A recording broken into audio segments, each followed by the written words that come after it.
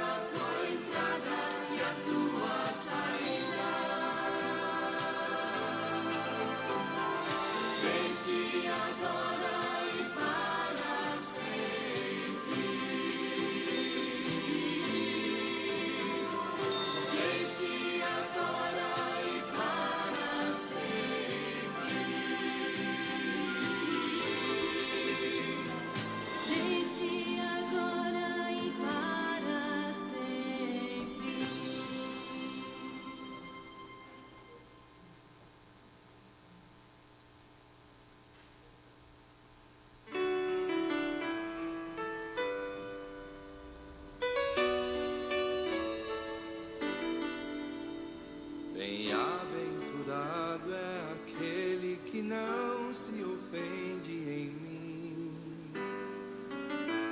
Bem-aventurado é aquele que não se ofende em mim. Bem-aventurado é aquele que não se ofende em mim.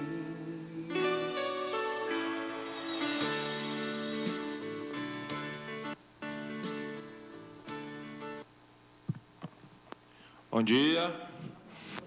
Que Deus Espírito Santo esteja com cada um de vocês neste culto, abençoando os seus corações, para que retenham a sua palavra e essa também frutifique em vossas vidas.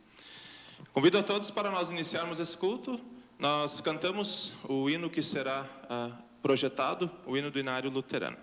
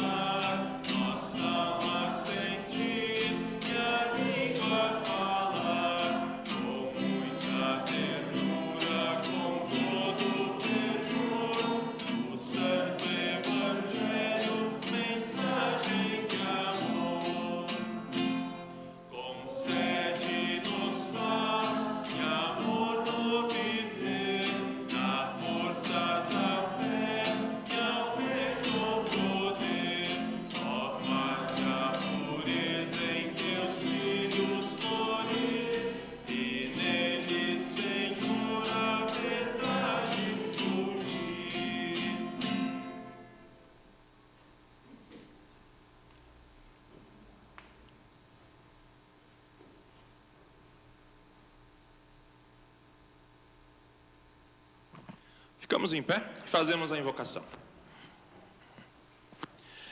Em teu nome, ó Deus Pai, em teu nome, ó Deus Filho, em teu nome, ó Deus Espírito Santo, iniciamos o nosso cantar. Prostramo-nos para adorar.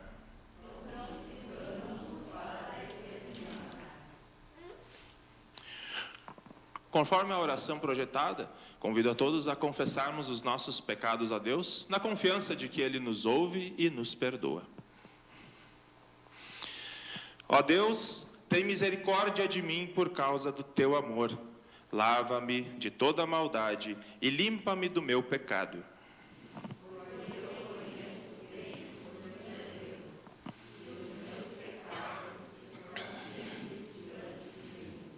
Eu sei que o teu julgamento a meu respeito é justo e reconheço que tens razão para me condenar.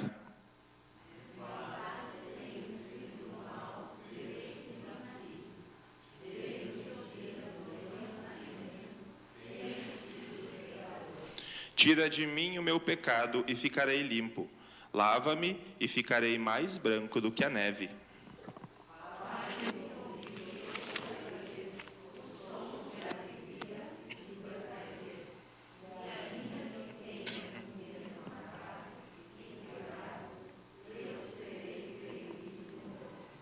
Ó Deus, cria em mim um coração puro e dá-me um espírito novo e firme.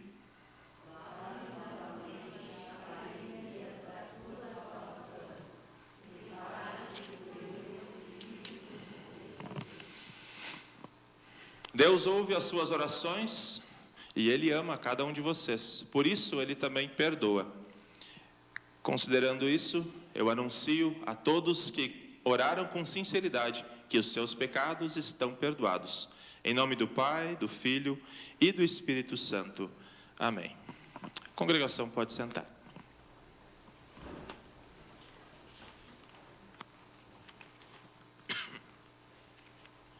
O salmo do dia de hoje é o primeiro salmo que nós temos no saltério, o salmo de número 1. E ele também servirá de base para a mensagem de hoje. Então, conforme está projetado, nós podemos ler ele todos juntos. A linguagem que está projetada ela é um pouco diferente da que vocês têm nas mãos.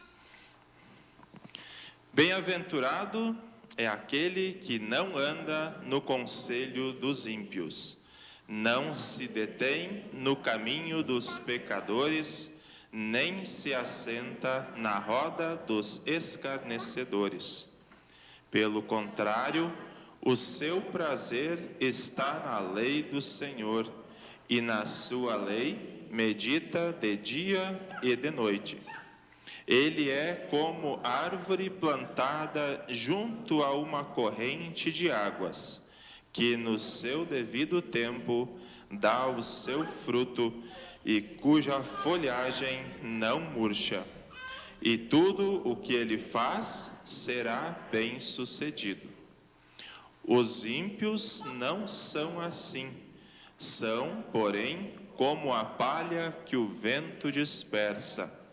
Por isso, os ímpios não prevalecerão no juízo, nem os pecadores na congregação dos justos. Pois o Senhor conhece o caminho dos justos, mas o caminho dos ímpios perecerá. Até aqui o Salmo, e nós cantamos o próximo hino, ó, queremos sempre ouvir.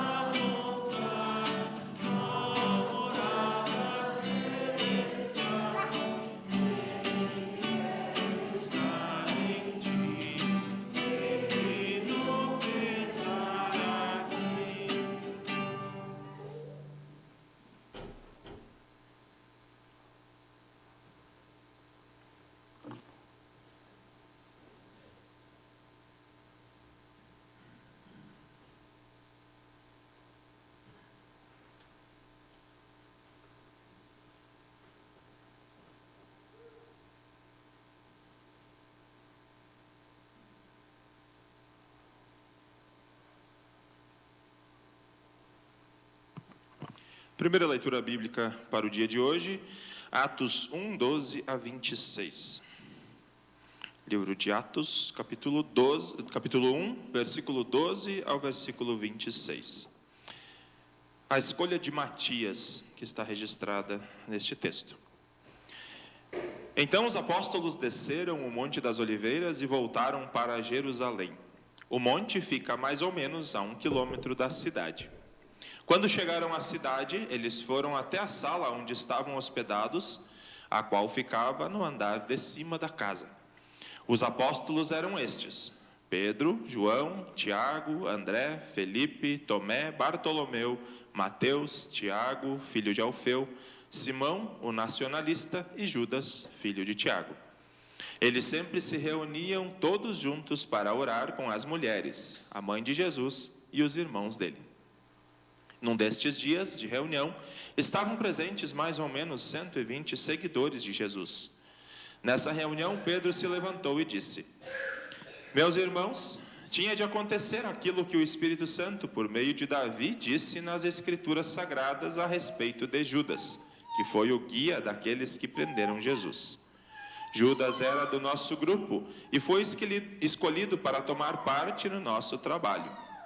Com o dinheiro que tinha recebido pelo seu crime, Judas comprou um terreno.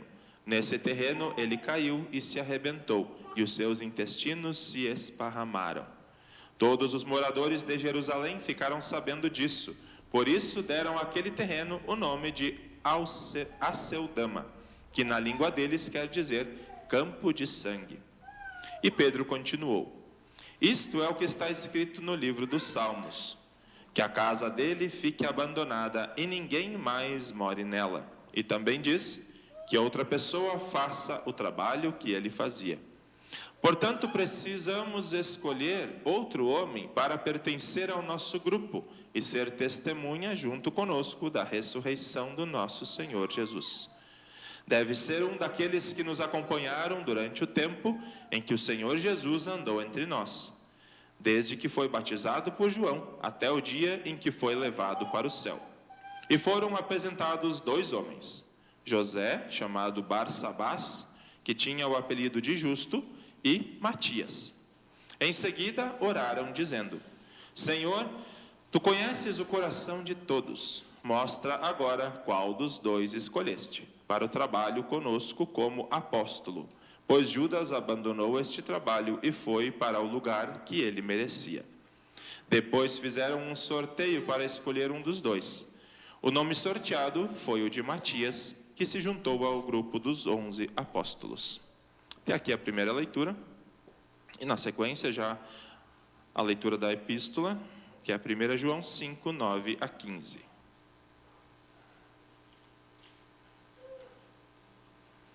1 João, capítulo 5, versículos 9 a 15.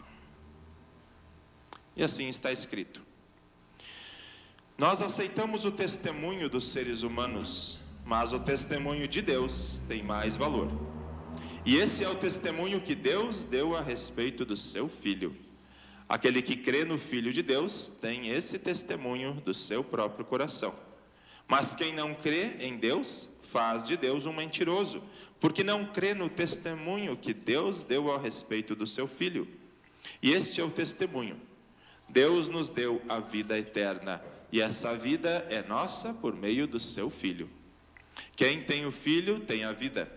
Quem não tem o Filho de Deus não tem a vida.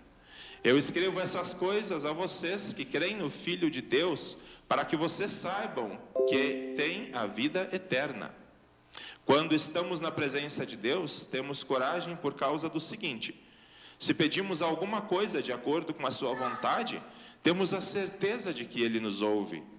Assim sabemos que Ele nos ouve, quando lhe pedimos alguma coisa, e como sabemos que isso é verdade, sabemos também que Ele nos dá o que lhe pedimos. Até aqui a leitura da epístola. Em preparo ao Evangelho, nós cantamos o próximo hino.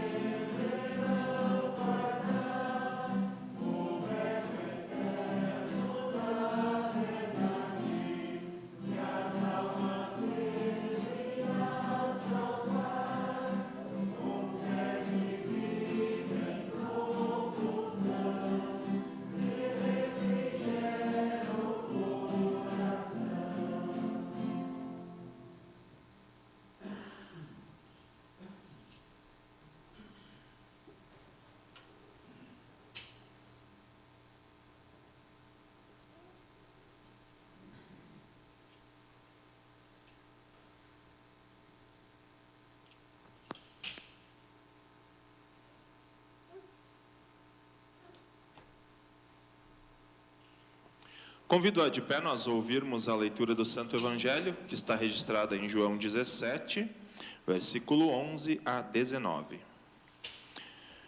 João 17, versículo 11 a 19. E assim está escrito: Agora estou indo para perto de ti. Eles continuam no mundo, mas eu não estou mais no mundo. Pai Santo, pelo poder do teu nome, o nome que me deste, guarda-os para que sejam um, assim como tu e eu somos um. Quando estava com eles no mundo, eu os guardava pelo poder do teu nome, o mesmo nome que me deste.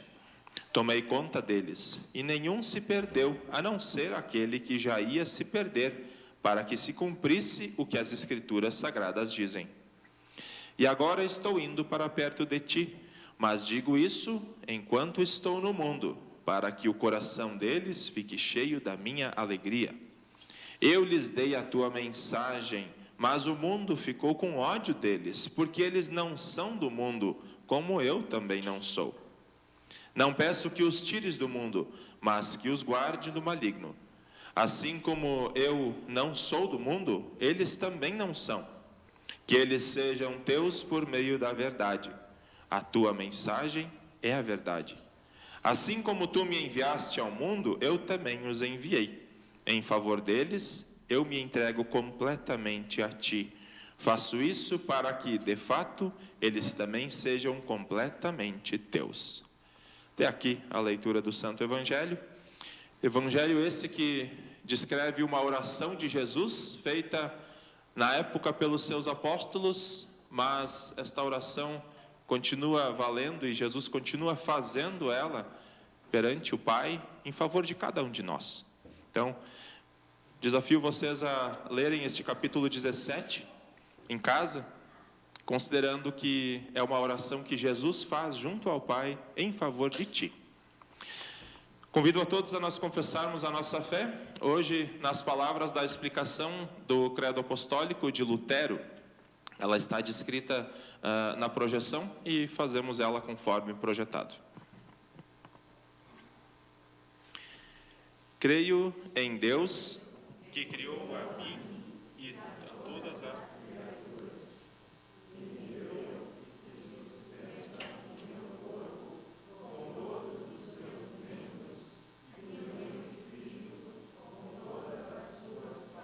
criaturas.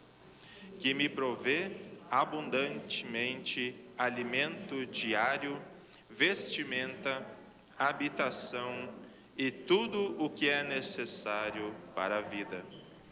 Que me ampara contra todo o perigo e me protege e guarda de todo o mal. Tudo isso ele o faz sem qualquer mérito ou dignidade da minha parte, mas por sua pura bondade e a sua divina misericórdia, e toda certeza a verdade. Creio em Jesus Cristo, verdadeiro Deus e verdadeiro homem, que é meu Senhor. Ele remiu a mim, perdido e condenado, libertando-me do pecado, da morte e do poder do maligno. Ele fez isso não com ouro ou prata, mas com seu sangue e com seu sofrimento, e pela sua morte inocente, para que lhe pertença para sempre e viva uma vida nova com ele, que, ressuscitado dentre os mortos, vive e reina eternamente. E isto é, com toda certeza, a verdade.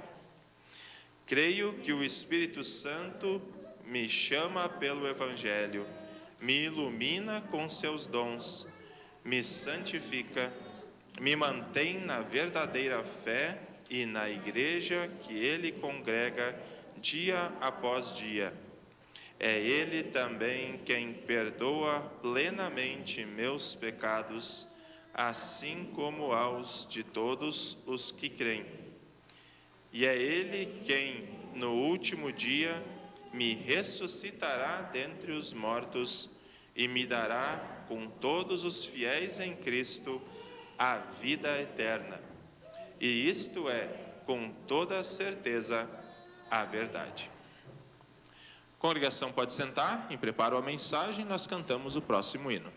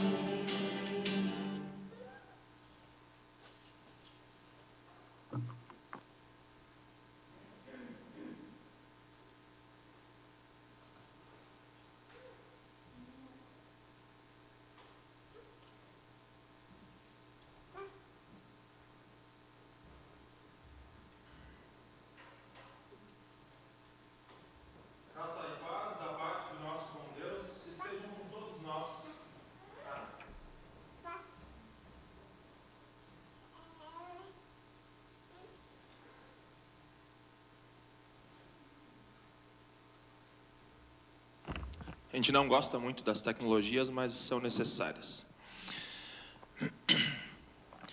Meditaremos hoje no Salmo 1. E vou pedir para Kelly colocar o Salmo 1 na projeção.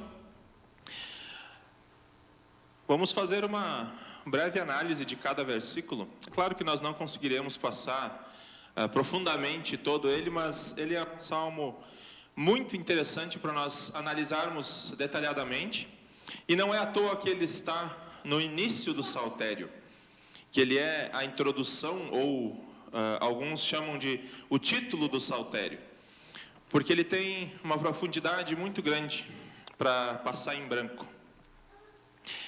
E o Salmo 1 começa, então, com uma palavra que nos lembra o Sermão do Monte de Jesus. Bem-aventurado. Jesus fala das bem-aventuranças. E com essa palavra, então, o salmista também, ele inicia o seu salmo, e ele faz isso para louvar a correta conduta dos justos. E adiante ele vai então contrastar com a injustiça, com as ações injustas das pessoas que não amam a Deus e não têm Deus no seu coração. Se nós olharmos para os fariseus, eles faziam uma coisa bastante parecida. Eles falavam da justiça que eles tinham e condenavam as injustiças que os outros faziam. Ou melhor, eles falavam do que eles conseguiam fazer ajudando para a sua salvação, o que era uma aberração perante as Escrituras, e condenavam as pessoas que não seguiam as leis de Deus, ou as leis que eles criaram em cima das leis que Deus tinha dado. Então a hipocrisia reinava no coração dos fariseus. E aqui nós vemos o salmista destacando o que é justo do que é injusto, mas ele não faz isso se colocando como os fariseus. O salmista faz isso aqui para ensinar. Inspirado pelo Espírito Santo, ele está colocando diante dos nossos olhos o que Deus condena e o que Deus ama. A possibilidade do caminho do pecado é colocada então em casos concretos, para que o leitor do Salmo entenda com bastante clareza o que Deus aprova e o que Deus reprova. E ele começa então pelo pecado mais brando. Ele escreve lá que Deus abomina que as pessoas vão aos conselhos dos ímpios. Seguir o conselho de quem não ama a Deus. Depois disso, ele descreve que Deus não gosta que a pessoa pare no caminho dos pecadores. Ou seguir o seu exemplo seria mais explicativo. E finalmente ele vai para o pecado pior, que seria assentar-se na roda dos zombadores e participar das zombarias das coisas santas. E é aqui que se encontra, segundo Deus, a raiz de todos os pecados. Zombar das coisas de Deus. Quando o homem começa a zombar de Deus. Isaías 28 já descreveu isso também. Zombar de Deus não demonstra apenas que a pessoa está afastada de Deus, mas também mostra a cegueira e o seu atrevimento de se colocar acima de Deus. Não há nada mais venenoso para o ser humano do que a zombaria do seu Criador. O versículo 2 começa a descrever que cumprir a vontade de Deus, ou seguir a sua lei, é o verdadeiro prazer do ser humano aqui nesta terra. A lei de Deus, nós sabemos que a Bíblia, e Lutero descreveu isso muito bem, a Bíblia é dividida entre lei e evangelho. Lei é tudo o que nós devemos fazer, tudo o que Deus ordena de nós. E evangelho é tudo o que Deus faz por nós. Então nós temos essa divisão de lei e evangelho. E nós vemos isso muito claramente nos textos bíblicos. E a lei nós dizemos que está escrita, a lei e o evangelho está escrita e também está no coração de quem ouve a mensagem. Então, nós podemos ouvir a mensagem e sentir no nosso coração se é lei ou se é evangelho. Se Deus está exigindo uma coisa de nós, ou se naquele texto Deus está fazendo algo a nosso favor. Mas na questão do Salmo 1, a lei de Deus é toda a sua palavra. Ela está num contexto mais abrangente. Ela está falando da Escritura Sagrada em si, e não da lei no sentido de que Deus manda nós fazermos alguma coisa. Então, o nosso prazer deveria estar na lei de Deus, quer dizer, na sua palavra. Nós deveríamos almejar pela palavra de Deus, dia e noite, constantemente. É isto que o salmista está dizendo. Meditar incessantemente na Escritura Sagrada, sobre a vontade de Deus. Querer saber o que Deus quer para a nossa vida, o que Deus já fez por nós, como Ele nos amou e o que nós devemos fazer diante deste amor constrangedor de Deus. Ao contrário do julgamento da lei do Novo Testamento, por exemplo, em Paulo, então aqui a lei não é considerada um jugo pesado, uma coisa que nós sofremos ao fazer. A lei aqui é uma fonte de alegria.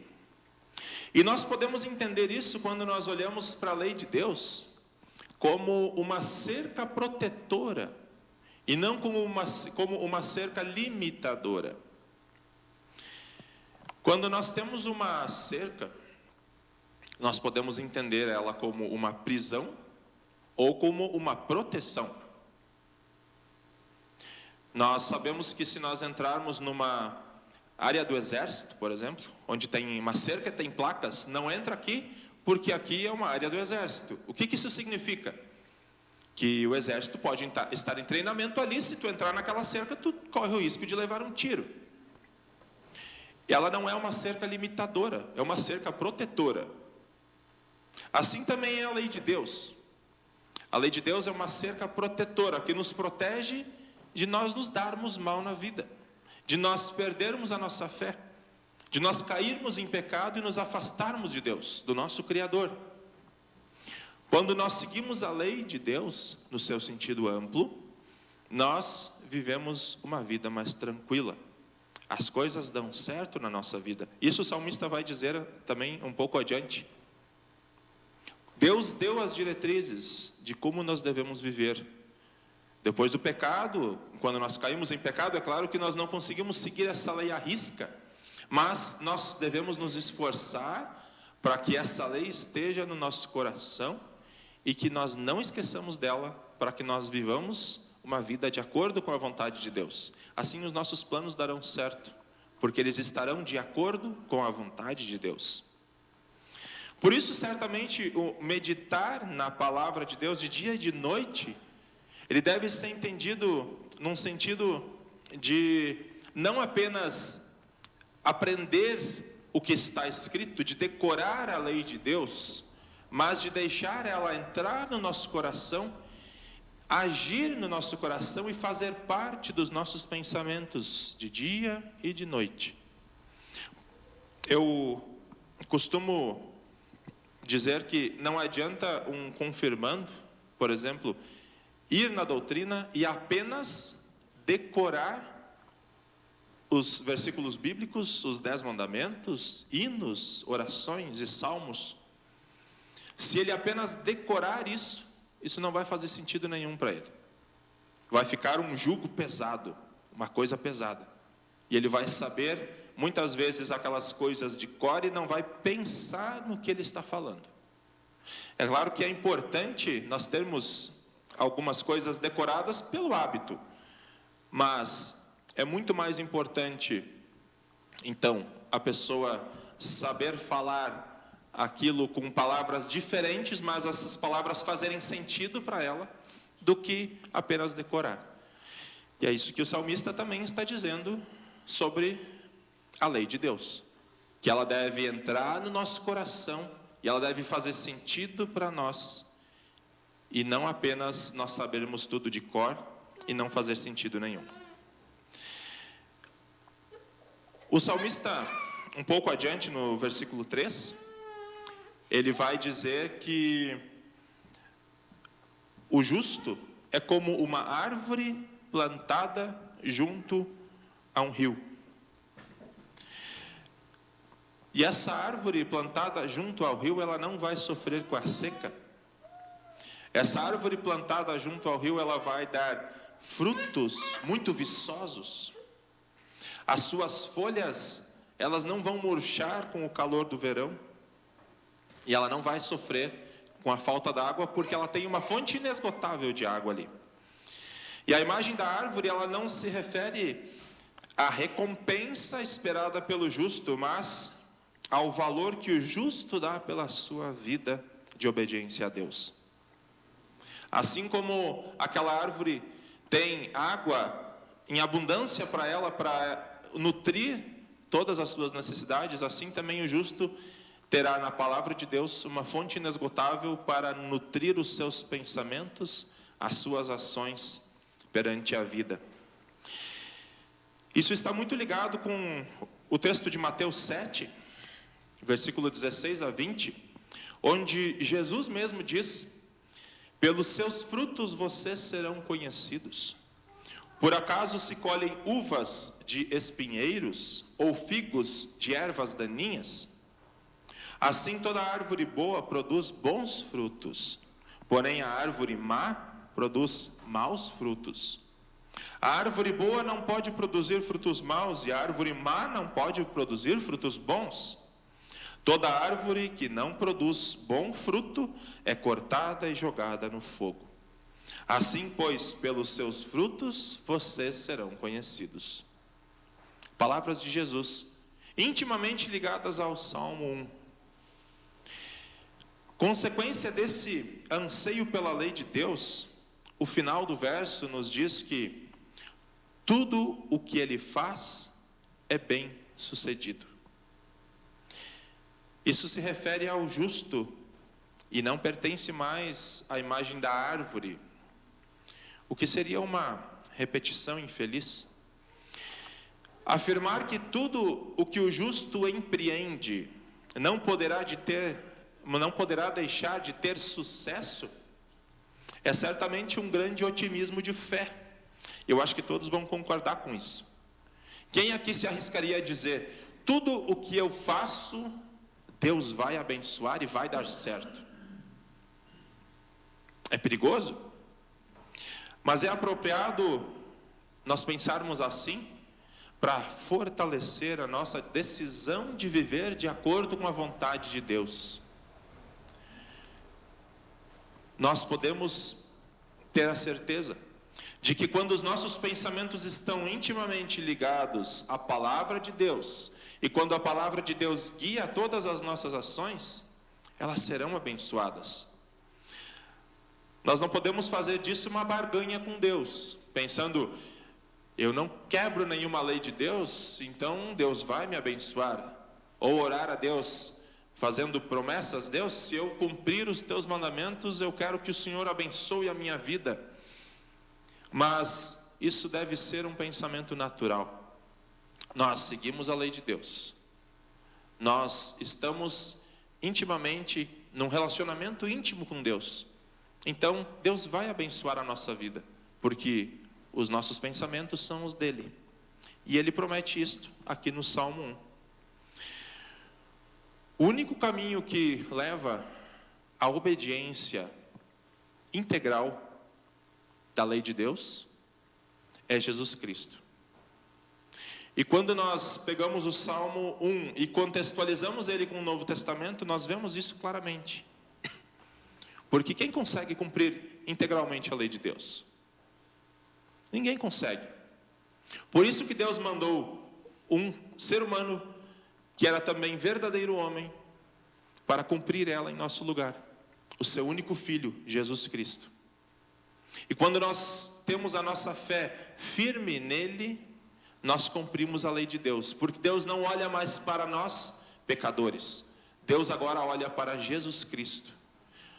Ele foi feito pecador, ele se entregou sendo inocente, para que através da fé nele, nós nos tornemos justos perante Deus e cumpramos os seus mandamentos. O ímpio, em contraste com a árvore que é plantada junto ao rio, é uma árvore plantada no meio do deserto. Ele não pode vingar, ele não pode dar fruto. Seu fruto vai secar se ele chegar a dar algum fruto. O seu futuro é secar e ser lançado ao fogo. Jesus disse certa vez: sem mim nada podeis fazer. E assim é a pessoa que é afastada de Deus, afastada da sua lei, afastada da sua palavra. Ela seca. Ela não terá vigor, ela não terá futuro perante a vida eterna. Ela terá apenas a morte eterna. Desta forma, nós vemos através do Salmo 1, o quanto é importante nós estarmos ligados à palavra de Deus, continuamente nos alimentarmos desta palavra, para que nós sejamos uma árvore plantada junto a um ribeiro, junto a um rio, Assim nós vamos frutificar os frutos do Espírito Santo e não vamos correr o risco de secar e sermos jogados ao fogo, como a Bíblia nos adverte, que se nós não frutificarmos, nós seremos jogados ao fogo. E lá naquele fogo que está preparado para o diabo e seus anjos, haverá choro e ranger de dentes. Que Deus Espírito Santo abençoe a vida de cada um e que fortaleça a sua vontade de estar intimamente ligado à palavra de Deus, fortalecendo assim a sua fé e frutificando no lugar onde Deus te colocar. Amém.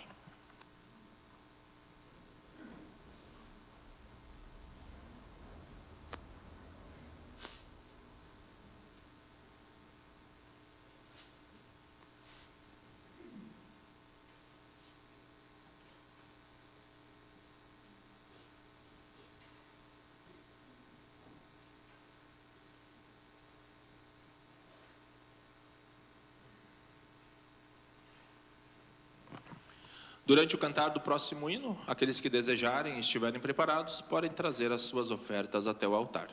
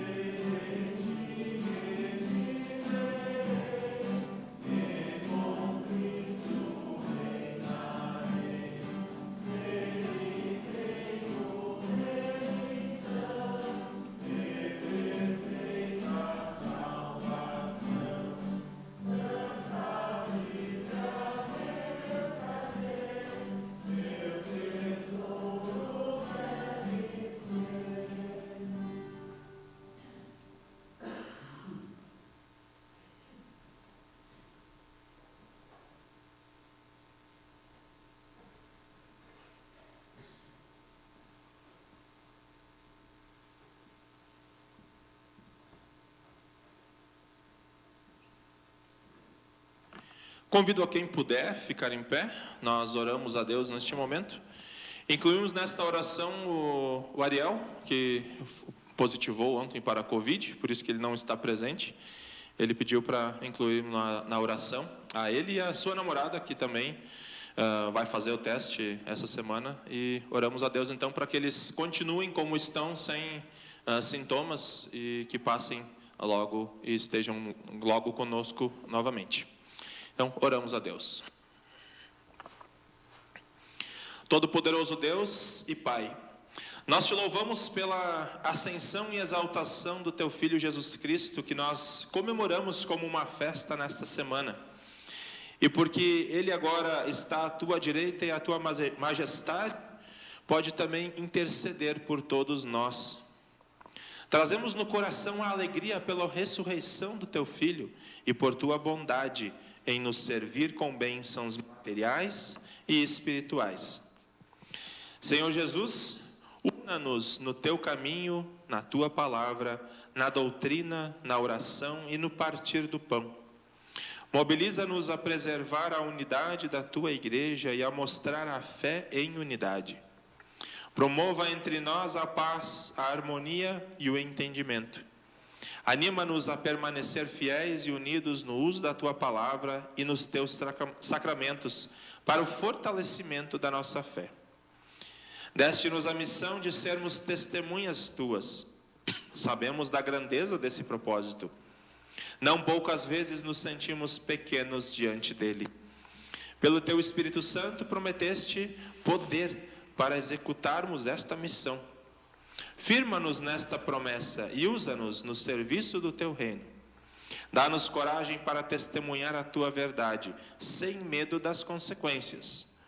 Ajuda-nos a viver intensamente a alegria da ressurreição, para que o mundo reconheça, através de nós, a grandeza do teu amor.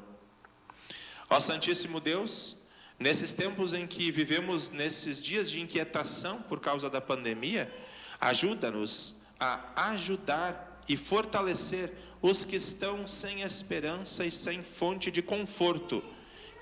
Ajuda-nos a ajudar as pessoas que perderam a alegria de viver e não veem nenhum futuro. Ajuda-nos também a olhar com o coração generoso e doador para aqueles que sofrem pela falta de recursos básicos para o sustento da vida.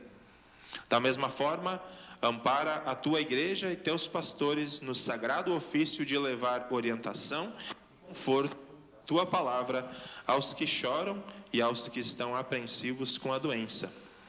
Intercedemos aqui pelo nosso irmão Ariel e pela sua namorada, que eles possam passar por esta situação de isolamento com tranquilidade, sabendo que a tua mão repousa sobre a vida deles. Oramos, Senhor, em nome daquele que é Senhor da igreja, nosso Salvador Jesus Cristo, que também nos ensinou a orar, dizendo: Pai nosso que estás no céu, santificado seja o teu nome.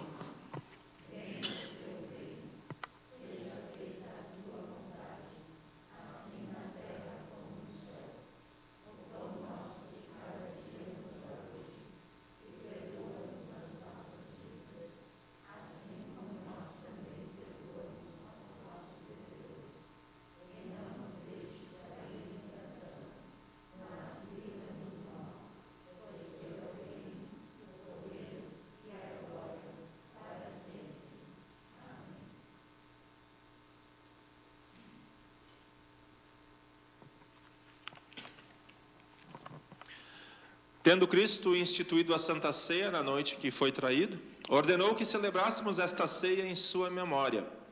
Ele também disse que esta ceia é um presente dele, para perdão de nossos pecados, pois nela recebemos verdadeiramente o seu corpo e o seu sangue.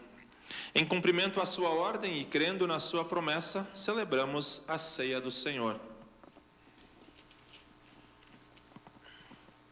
Tendo Cristo instituído a Santa Ceia, na noite que foi traído, ordenou que celebrássemos esta ceia em sua memória. Perdão, está repetido. Confiantes de que nós recebemos nesta ceia o corpo e o sangue de Cristo, nós viemos até o banquete celestial preparado por Ele. Recebemos aqui perdão, vida e salvação.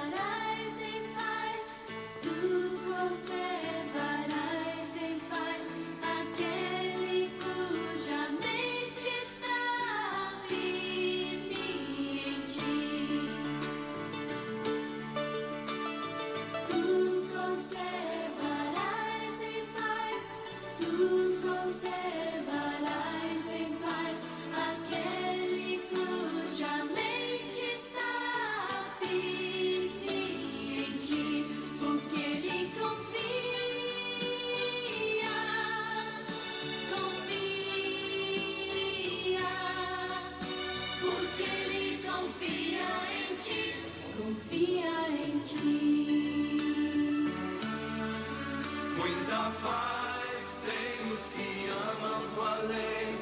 Paz tem os que amam tua lei.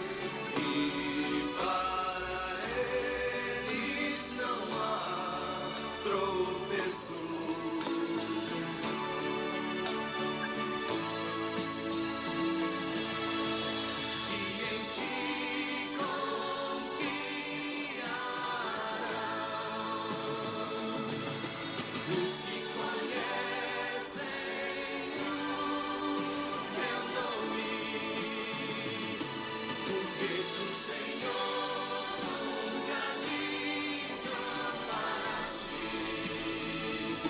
Aqueles que buscam a ti, Senhor. Tu conservarás em paz, tu conservarás em paz aquele cuja mente está firme em ti, porque ele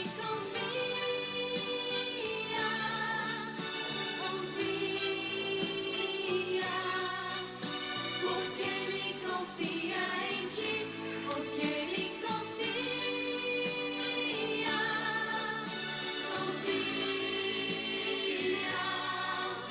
porque ele confia em ti, confia em ti.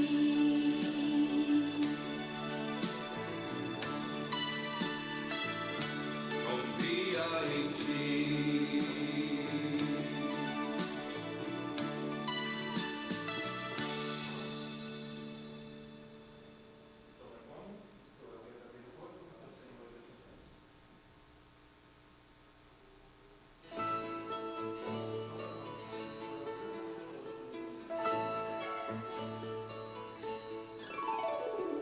Lança o teu cuidado sobre o Senhor, teu cuidado sobre o Senhor, e Ele te sustentará, te sustentará. Lança o teu cuidado sobre o Senhor, teu cuidado sobre o Senhor, e Ele te sustentará. Ele nunca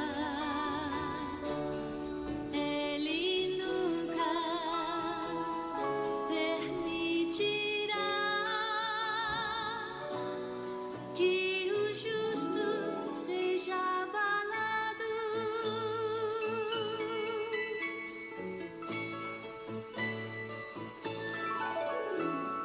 Lança o teu cuidado sobre o Senhor, teu cuidado sobre o Senhor, e Ele te sustentará, te sustentará. Lança o teu cuidado sobre o Senhor, teu cuidado sobre o Senhor, e Ele te sustentará. Ele nunca permitirá que o justo seja abalado.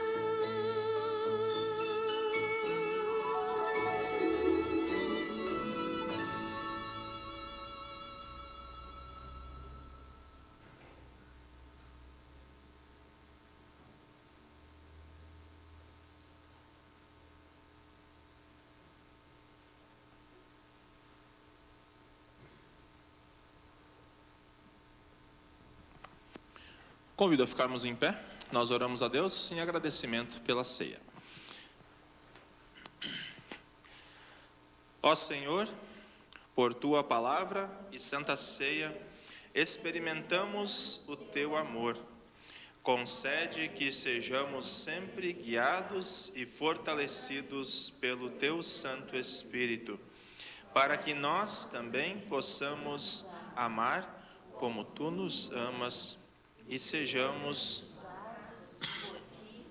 para salvar a outros.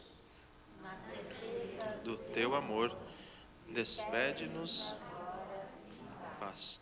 Por Jesus Cristo, nosso Senhor. Amém. Recebam todos a bênção do Senhor. Que o Senhor te abençoe e te guarde. Que o Senhor faça resplandecer o seu rosto sobre ti e tenha misericórdia de ti. Que o Senhor sobre ti levante o seu rosto e te dê a paz. Amém. A congregação pode sentar.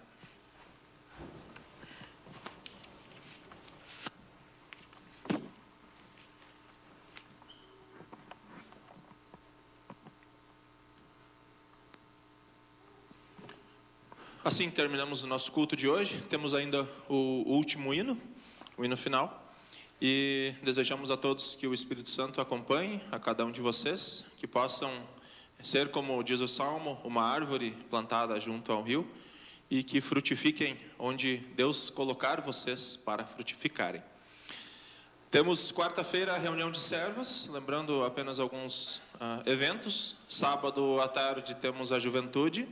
Os dois eventos são às 14h30. E o nosso próximo culto, então, será sábado à noite. Quem ainda não tem, pode pegar o seu informativo lá atrás. Estão todos os eventos lá. Ontem tivemos o brechó das servas, né, aqui no salão. E tivemos uma boa participação. E certamente muitas pessoas também serão aquecidas pelas vestes que foram vendidas ali. Então, nos despedimos com o último hino da Igreja, o Fundamento.